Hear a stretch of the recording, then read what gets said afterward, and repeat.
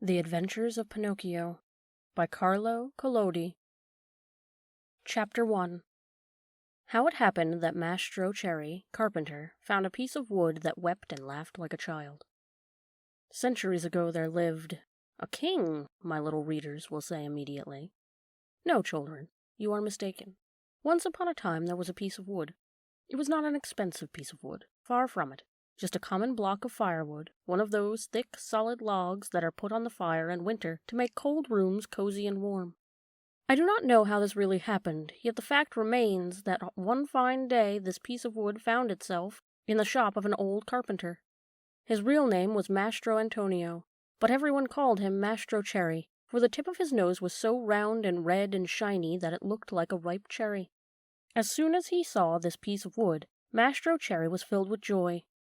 Rubbing his hands together happily, he mumbled half to himself, "This has come in the nick of time. I shall use it to make a leg of a table." He grasped the hatchet quickly to peel off the bark and shape the wood. But as he was about to give it the first blow, he stood still with arm uplifted, for he had heard a wee little voice say in a beseeching tone, "Please be careful. Do not hit me so hard." What a look of surprise shone on Mastro Cherry's face. His funny face still became funnier. He turned frightened eyes about the room to find out where that wee little voice had come from, and saw no one. He looked under the bench. No one. He peeped inside the closet. No one. He searched among the shavings. No one. He opened the door and looked up and down the street, and still no one. "Oh, I see," he then said, laughing and scratching his wig. "It can easily be seen that I only thought I heard the tiny voice say the words. Well, well, to work once more." He struck a most solemn blow upon the piece of wood. "Oh, oh, you hurt!" cried the same far-away little voice. Mastro Cherry grew dumb. His eyes popped out of his head, his mouth opened wide, and his tongue hung down on his chin. As soon as he regained the use of his senses, he said, trembling and stuttering from fright, "Where did that voice come from, when there is no one around?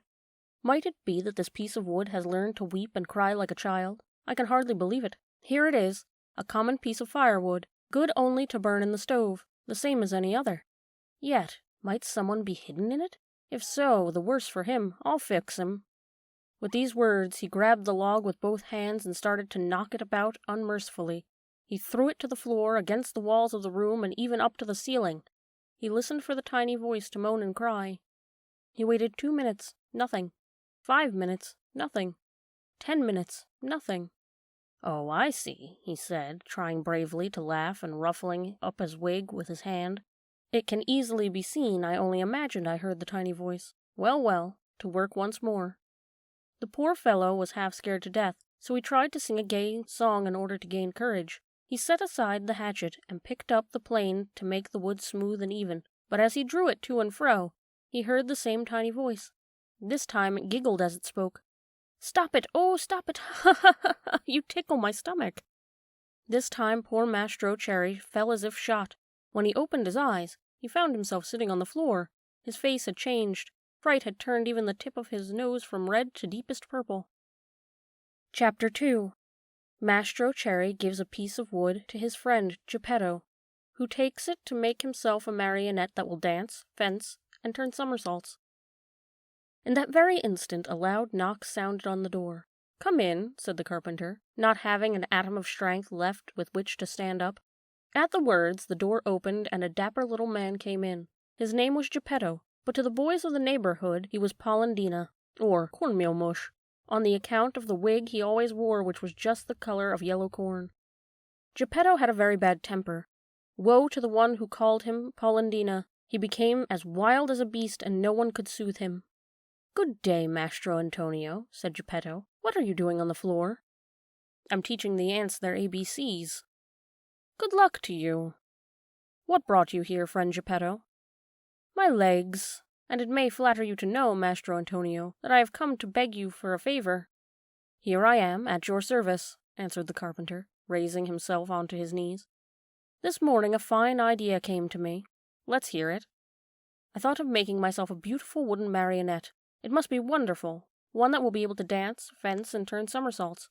With it I intend to go around the world, to earn my crust of bread and cup of wine. What do you think of it?" "Bravo, Polendina!" cried the same tiny voice which came from no one knew where. On hearing himself called Polendina, Mastro Geppetto turned a color of red pepper, and, facing the carpenter, said to him angrily, "Why do you insult me?" "Who is insulting you?" "You called me Polendina." "I did not." "I suppose you think I did, yet I know it was you." "No, yes. No, yes." And growing angrier each moment, they went from words to blows and finally began to scratch and bite and slap each other. When the fight was over, Mastro Antonio had Geppetto's yellow wig in his hands, and Geppetto found the carpenter's curly wig in his mouth. "Give me back my wig," shouted Mastro Antonio in a surly voice. "You return mine and we'll be friends." The two little old men, each with their own wig back on his own head, shook hands and swore to be good friends for the rest of their lives. "Well then, Mastro Geppetto," said the carpenter, to show he bore no ill will, "what is it you want?" "I want a piece of wood to make a marionette. Will you give it to me?" Mastro Antonio, very glad indeed, went immediately to his bench to get the piece of wood which had frightened him so much. But as he was about to give it to his friend, with a violent jerk it slipped out of his hands and hit against poor Geppetto's thin legs. "Ah, is this the gentle way, Mastro Antonio, in which you make your gifts? You have made me almost lame." "I swear to you I did not do it." "It was I, of course." "It's the fault of this piece of wood." "You're right, but remember when you were the one to throw it at my legs?" "I did not throw it." "Liar." "Geppetto, do not insult me, or I shall call you Polendina. Idiot, Polendina. Donkey, Polendina. Ugly monkey, Polendina." On hearing himself called Polendina the third time, Geppetto lost his head with rage and threw himself upon the carpenter. Then and there they gave each other a second round of thrashing. After this fight, Mastro Antonio had 2 more scratches on his nose, and Geppetto had 2 buttons missing from his coat. Thus, having settled their accounts, they shook hands and swore to be good friends for the rest of their lives. Then Geppetto took the fine piece of wood, thanked Mastro Antonio, and limped away towards home. Chapter 3.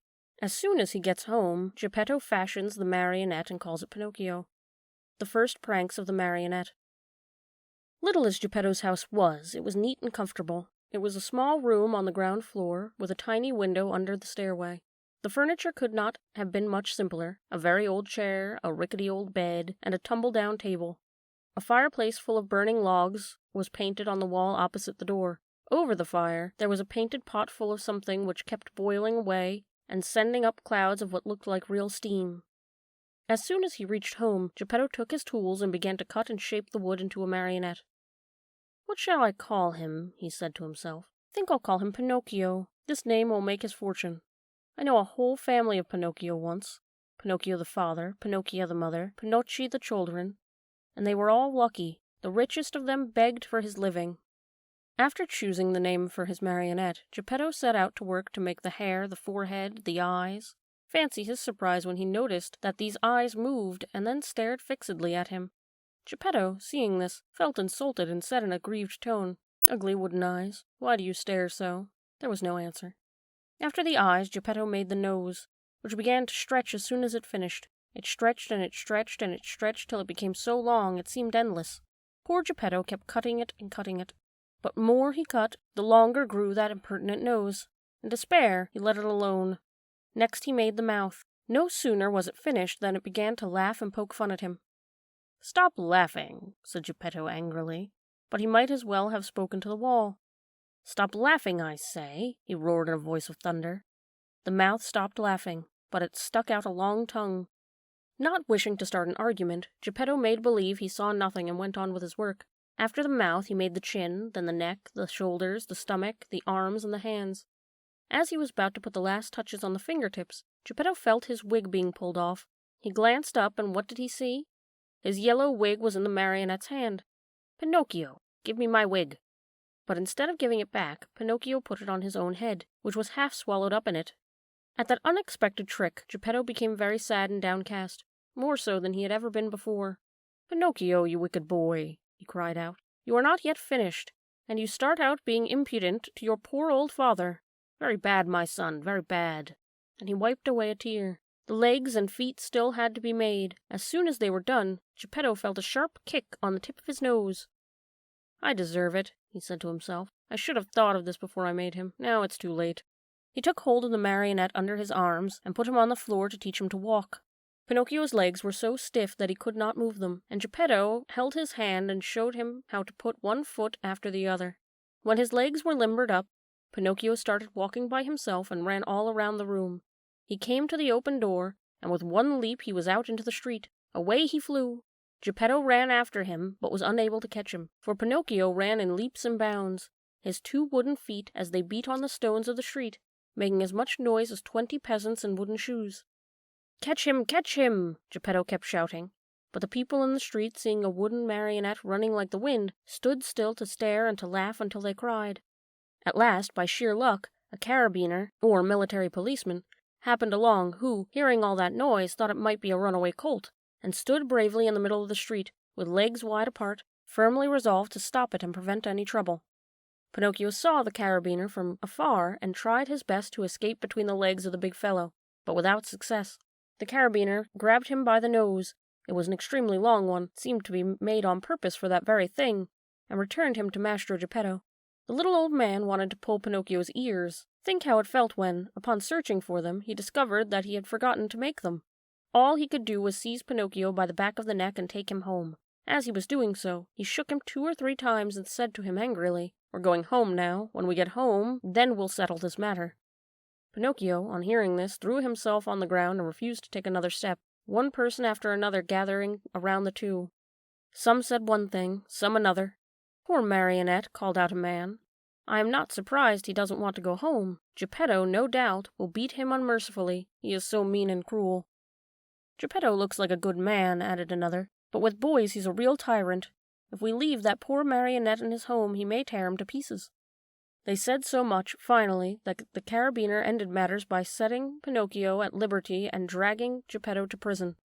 The poor old fellow did not know how to defend himself, but wept and wailed like a child, and said between his sobs, "Ungrateful boy, to think I tried so hard to make you a well-behaved marionette.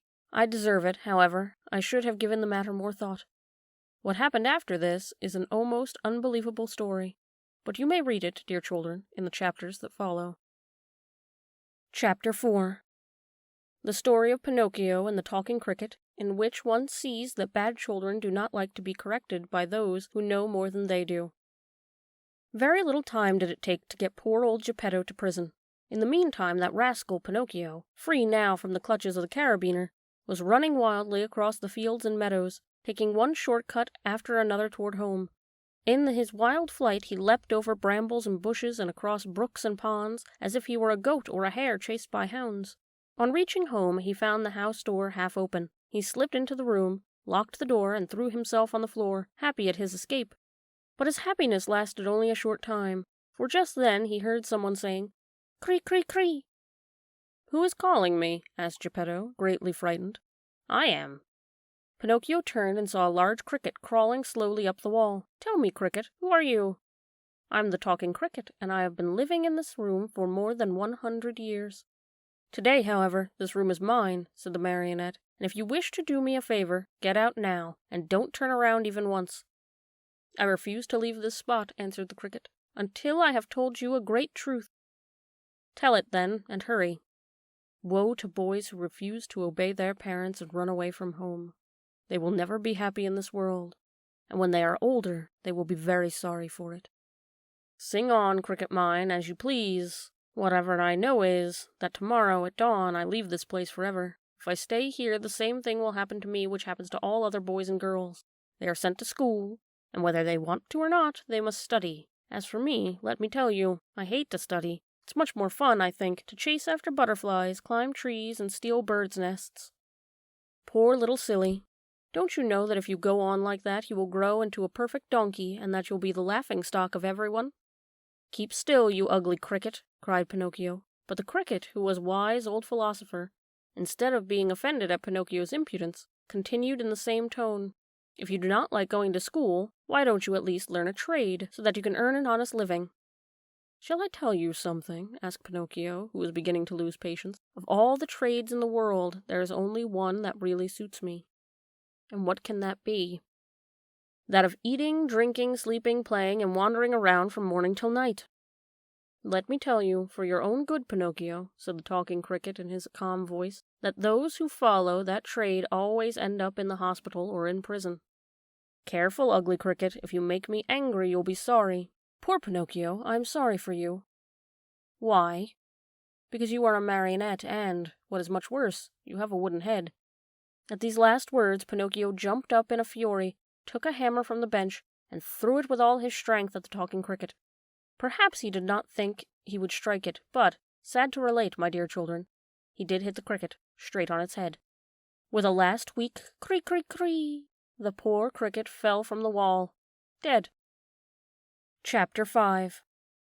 Pinocchio is hungry and looks for an egg to cook himself an omelette, but, to his surprise, the omelette flies out the window. If the cricket's death scared Pinocchio at all, it was only for very few minutes, for as night came on, a queer empty feeling at the pit of his stomach reminded the marionette that he had eaten nothing as yet. A boy's appetite grows very fast, and in a few moments the queer, empty feeling had become hunger, and the hunger grew bigger and bigger, until soon he was as ravenous as a bear. Poor Pinocchio ran to the fireplace where the pot was boiling, and stretched out his hand to take the cover off. But, to his amazement, the pot was only painted. Think how he felt! His long nose became at least 2 inches longer.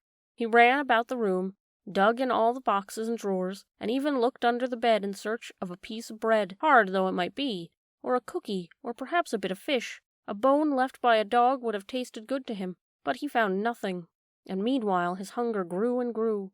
The only relief poor Pinocchio had was to yawn, and he certainly did yawn, such a big yawn that his mouth stretched out to the tips of his ears, but soon he became dizzy and faint. He wept and wailed to himself. The talking cricket was right. It was wrong of me to disobey father and to run away from home. If he were here now, I wouldn't be so hungry. Oh, how horrible it is to be hungry. Suddenly he saw, among the sweepings in a corner, something round and white that looked very much like an egg. In a jiffy he pounced upon it. It was an egg. The marionette's joy knew no bounds. It is impossible to describe it. You must picture it yourself. Certain that he was dreaming, he turned the egg over and over in his hands, fondled it, kissed it, and talked to it. And now, how shall I cook you? Shall I make an omelette? No, it is better to fry you in a pan. Or shall I drink you? No, it is better to fry you in a pan. You will taste better. No sooner said than done. He placed the little pan over a foot warmer full of hot coals. In the pan, instead of oil or butter, he poured a little water. But as soon as the water started to boil, tack, he broke the shell.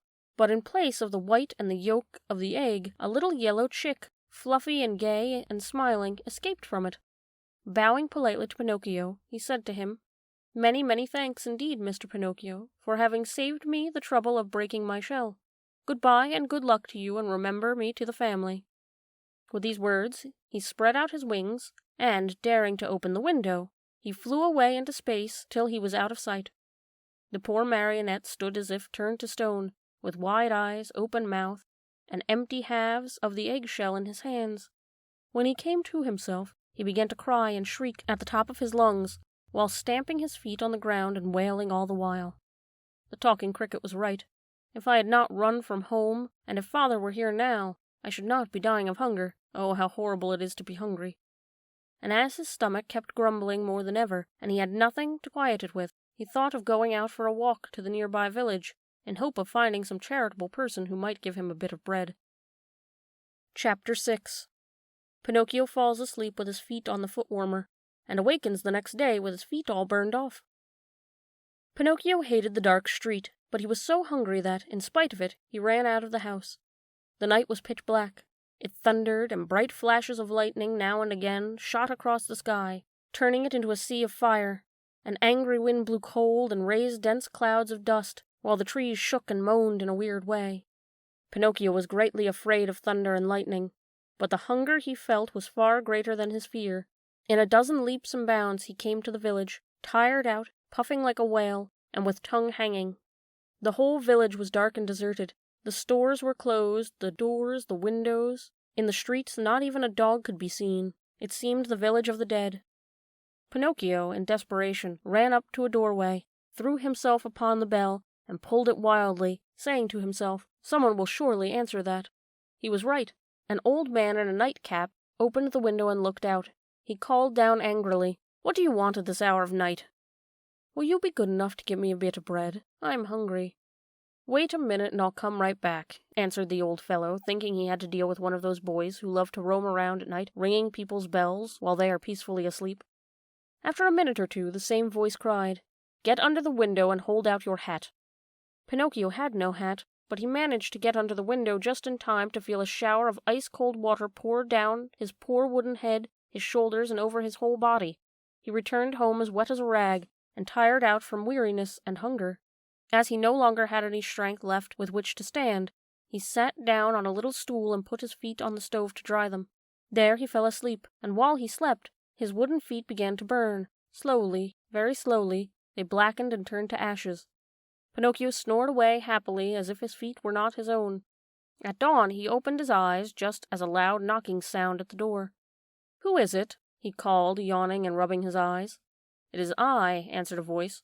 It was the voice of Geppetto. Chapter 7. Geppetto returns home and gives his own breakfast to the marionette. The poor marionette, who was still half asleep, had not yet found out that his 2 feet were burned and gone. As soon as he heard his father's voice, he jumped up from his seat to open the door, but as he did so, he staggered and fell headlong to the floor. In falling, he made as much noise as a sack of wood falling from a 5th story of a house. "Open the door for me," Geppetto shouted from the street. "Father, dear father, I can't," answered the marionette in despair, crying and rolling on the floor. "Why can't you?" "Because someone has eaten my feet." "And who has eaten them?" "The cat," answered Pinocchio, seeing that little animal busily playing with some shavings in the corner of the room. "Open, I say," repeated Geppetto, "or I'll give you a sound whipping when I get in." "Father, believe me, I can't stand up. Oh dear, I shall have to walk on my knees all my life." Geppetto, thinking that all these tears and cries were only other pranks of the marionette, climbed up the side of the house and went through the window. At first he was very angry, but on seeing Pinocchio stretched out on the floor, and really without feet, he felt very sad and sorrowful. Picking him up from the floor, he fondled and caressed him, talking to him while the tears ran down his cheeks. "My little Pinocchio, my dear little Pinocchio, how did you burn your feet?" "I don't know, father, but believe me, the night has been a terrible one, and I shall remember it as long as I live. The thunder was so noisy, and the lightning so bright, and I was hungry. And then the talking cricket said to me, 'You deserve it, you are bad,' and I said to him, 'Careful, cricket,' and he said to me, 'You are a marionette and you have a wooden head,' and I threw the hammer at him and killed him. It was his own fault, for I didn't want to kill him. And I put the pan on the coals, but the chick flew away and said, 'I'll see you again, remember me to the family.' And my hunger grew, and I went out, and the old man with a nightcap looked out of the window and threw water on me. And I came home and put my feet on the stove to dry them because I was still hungry. And I fell asleep, and now my feet are gone, but my hunger isn't. Oh, oh, oh!" And poor Pinocchio began to scream and cry so loudly that he could be heard for miles around. Geppetto, who had understood nothing of all that jumbled talk, except that the marionette was hungry, felt sorry for him, and pulling 3 pears out of his pocket, offered them to him, saying, "These 3 pears were for my breakfast, but I give them to you gladly. Eat them and stop weeping." "If you want me to eat them, please peel them for me." "Peel them?" asked Geppetto, very much surprised. "I should never have thought, my dear boy of mine, that you were so dainty and fussy about your food. Bad, very bad. In this world, even as children, we must accustom ourselves to eat of everything, for we never know what life may hold in store for us." "You may be right," answered Pinocchio, "but I will not eat the pears if they are not peeled. I do not like them." And good old Geppetto took out a knife, peeled the 3 pears, and put the skins in a row on the table. Pinocchio ate 1 pear in a twinkling, and started to throw the core away, but Geppetto held his arm. "Oh no, don't throw it away. Everything in this world may be of some use." "But the core I will not eat," cried Pinocchio in an angry tone. "Who knows?" repeated Geppetto calmly. And later the 3 cores were placed on the table next to the skins. Pinocchio had eaten the 3 pears, or rather devoured them. Then he yawned deeply and wailed, "I'm still hungry, but I have no more to give you." "Really? Nothing? Nothing?" "I only have these 3 cores and the skins." "Very well, then," said Pinocchio. "There is nothing else, I'll eat them." At first he made a wry face, but, one after another, the skins and the cores disappeared. "Ah, now I feel fine," he said after eating the last one. "You see," observed Geppetto, "that I was right when I told you that one must not be too fussy or too dainty about food. My dear, we never know what life may have in store for us." Chapter 8. Geppetto makes Pinocchio a new pair of feet, and sells his coat to buy him an ABC book. The marionette, as soon as his hunger was appeased, started to grumble and cry that he wanted a new pair of feet. But Mastro Geppetto, in order to punish him for his mischief, let him alone the whole morning. After dinner he said to him, "Why should I make your feet over again, to see you run away from the home once more?" "I promise you," answered the marionette, sobbing, "that from now on I'll be good." "Boys always promise that when they want something," said Geppetto. "I promise to go to school every day, to study and to succeed." "Boys always sing that song when they want their own will." "But I am not like other boys. I am better than all of them, and I will always tell the truth. I promise you, father, that I'll learn a trade, and I'll be the comfort and staff of your old age."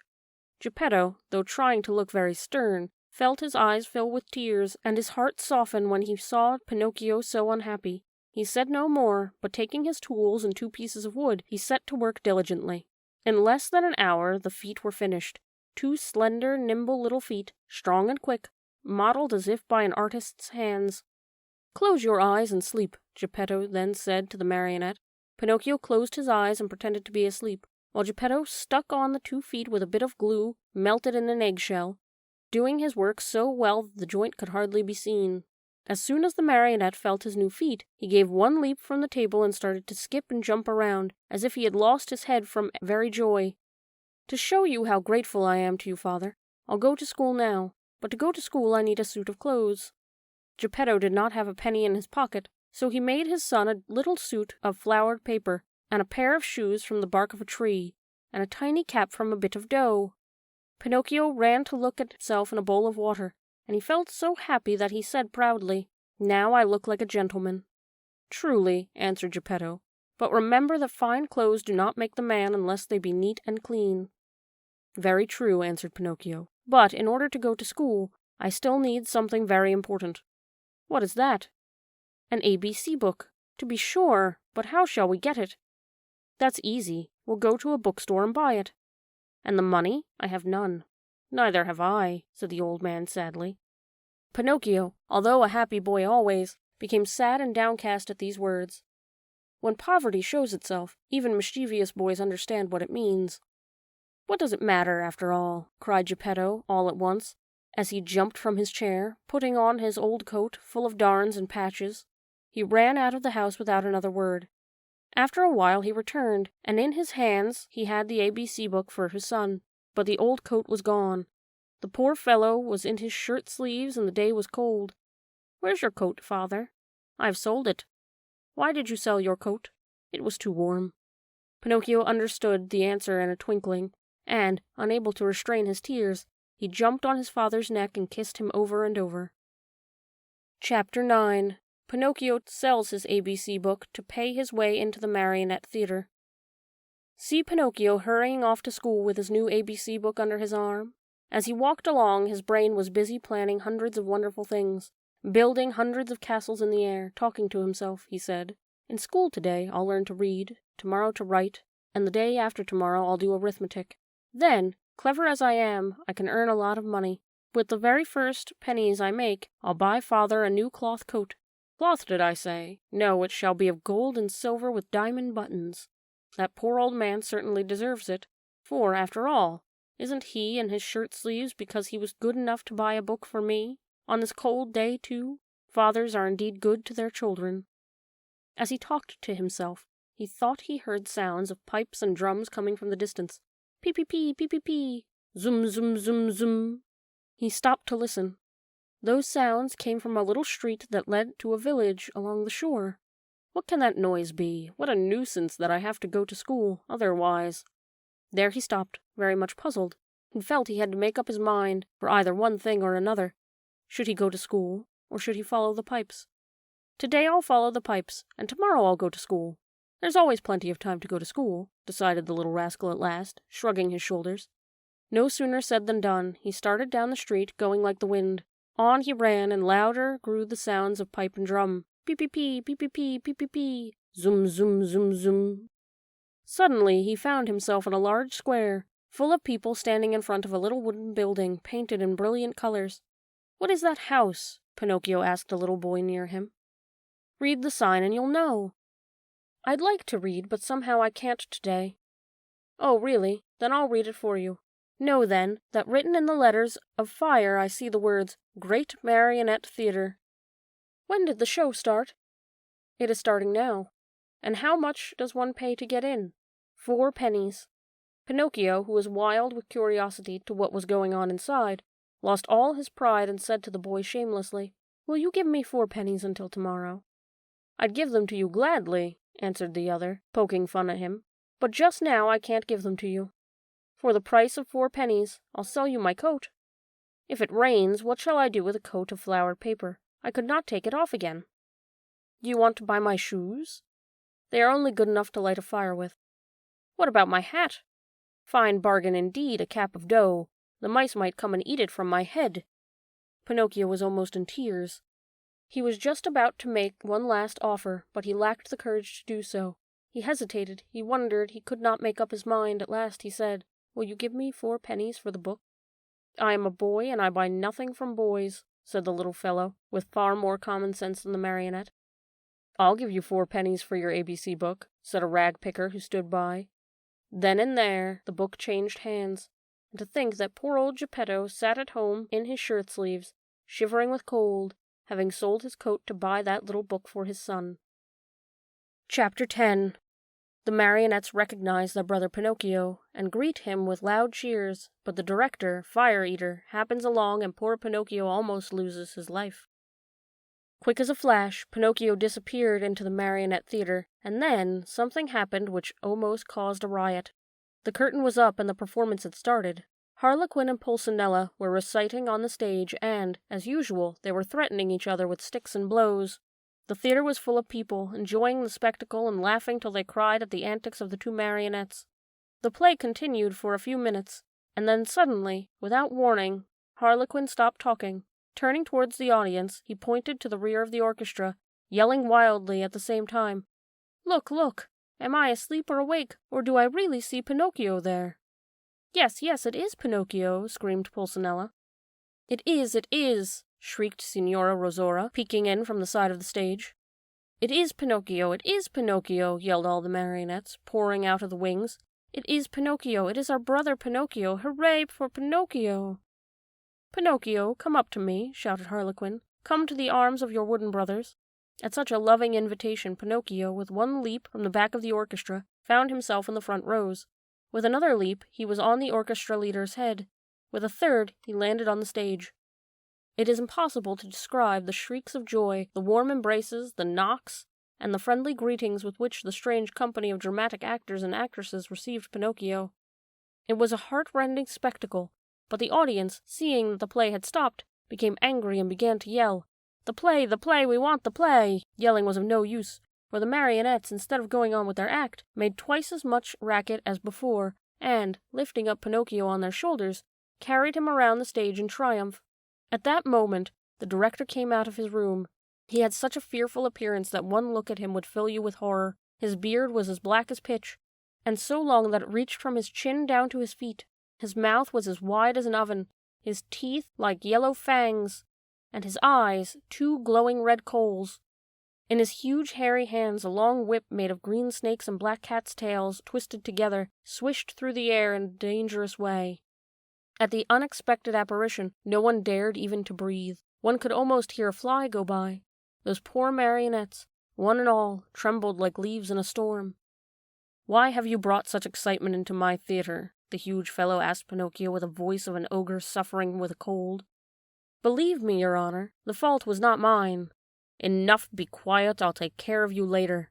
As soon as the play was over, the director went to the kitchen, where a fine big lamb was slowly turning on the spit.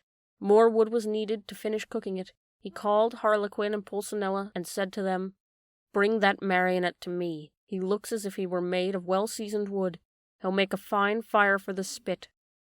Harlequin and Pulcinella hesitated a bit. Then, frightened by a look from their master, they left the kitchen to obey him. A few minutes later they returned, carrying poor Pinocchio, who was wriggling and squirming like an eel and crying pitifully. Father, save me, I don't want to die, I don't want to die! Chapter 11. Fire Eater sneezes and forgives Pinocchio, who saves his friend Harlequin from death. In the theater great excitement reigned. Fire Eater, this was his real name, was very ugly, but he was far from being as bad as he looked.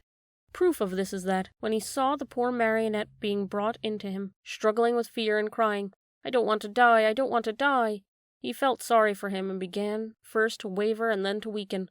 Finally, he could control himself no longer and gave a loud sneeze. At that sneeze, Harlequin, who until then had been as sad as a weeping willow, smiled happily and leaning towards the marionette, whispered to him, "Good news, brother mine. Fire Eater has sneezed, and this is a sign that he feels sorry for you. You are saved! For be it known that, while other people, when sad and sorrowful, weep and wipe their eyes, Fire Eater, on the other hand, had a strange habit of sneezing each time he felt unhappy. The way was just as good as any other to show the kindness of his heart. After sneezing, Fire Eater, ugly as ever, cried to Pinocchio, "Stop crying. Your wails give me a funny feeling down here in my stomach, and itch! Itch!" 2 loud sneezes finished his speech. "God bless you," said Pinocchio. "Thanks. Are your father and mother still living?" demanded Fire Eater. "My father, yes. My mother I have never known." "Your poor father would suffer terribly if I were to use you as firewood. Poor old man. I feel sorry for him. Etch! Etch! Etch! 3 more sneezes sounded, louder than ever. "God bless you," said Pinocchio. "Thanks. However, I ought to be sorry for myself, too. Just now, my good dinner is spoiled. I have no more wood for the fire, and the lamb is only half cooked. Never mind. In your place, I'll burn some other marionette. Hey there, officers!" At the call, the 2 wooden officers appeared, long and thin as a yard of rope, with queer hats on their heads and swords in their hands. Fire Eater yelled at them in a hoarse voice, "Take Harlequin, tie him, and throw him on the fire. I want my lamb well done." Think how poor Harlequin felt. He was so scared that his legs doubled up under him and he fell to the floor.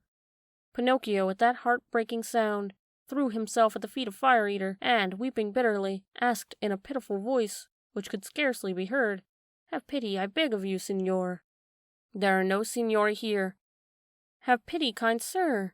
"There are no sirs here." "Have pity, your excellency." On hearing himself addressed as Your Excellency, the director of the Marionette Theatre sat up very straight in his chair, stroked his long beard, and became suddenly kind and compassionate, smiled proudly, as he said to Pinocchio, "Well, what do you want from me now, Marionette?" "I beg for mercy for my poor friend Harlequin, who has never done the least harm in his life." "There is no mercy here, Pinocchio. I have spared you. Harlequin must burn in your place. I am hungry, and my dinner must be cooked." "In that case," said Pinocchio proudly, as he stood up and flung away his cap of dough, "in that case, my duty is clear. Come, officers, tie me up and throw me on those flames.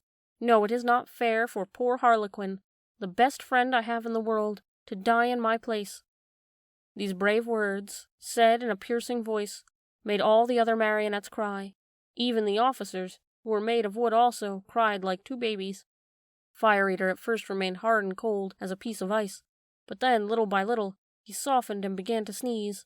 After 4 or 5 sneezes, he opened wide his arms and said to Pinocchio, "You are a brave boy. Come to my arms and kiss me." Pinocchio ran to him, and scurrying like a squirrel up the long black beard, he gave Fire Eater a loving kiss on the tip of his nose. "Has pardon been granted to me?"